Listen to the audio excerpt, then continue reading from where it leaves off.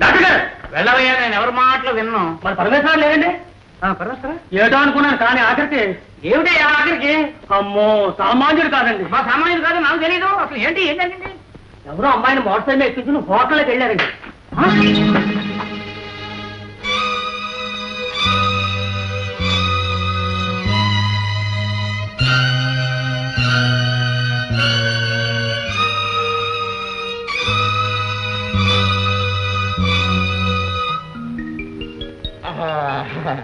కలవరమాయే మదిలో నా మదిలో కన్నులలో. హలో మై బాయ్, ఏమిటి పొంచావా? ఇంకా నిద్రపోలేదేంటి? ఏమిటి డాడీ ఇవాళ మంచి హుషారుగా ఉన్నారు? మనం ఎప్పుడు హుషారుగా ఉంటాం.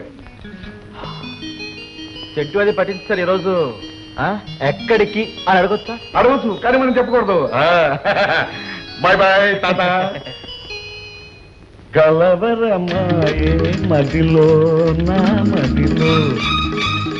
అంకుల్ నువ్వు చెప్పి నిజం అంకుల్. వీడి దుంపలేగా వీడికి వేసి వస్తుందా? అదే నాకు అర్థం కావడం లేదు. ఎవరికి ఉంటుంది రా చెప్తాను. ఏమిటి ఆయన అంత దూరం వెళ్ళారా అన్నయ్య? ఇంకా నెమ్మదిగా అంటావేమిటమ్మా? చెంటు పూసుకుని కలవరమాయే మదిలో అంటూ రాగాలు తీసుకుంటూ పూల వెంటనే తయారై వెళ్ళాడు. ఇలాంటిదేదో ఉండబట్టే నిన్ను బయటికి పంపించేశారు నాన్నగారు. మావగారు ఇలాంటి పనులు చేస్తారంటే నేను నమ్మను. ఇప్పుడు నాకేం దారి? ఆయన బాగుపడే మార్గం లేదా అన్నయ్య? నువ్వేం బాధపడకమ్మా, ప్రతిదానికి విరుడు ఉంటుంది. నువ్వు మాతో రా, అందరూ కలిసి వెళ్ళి వాడు బహార్ ప్యాంటులు చల్దాం.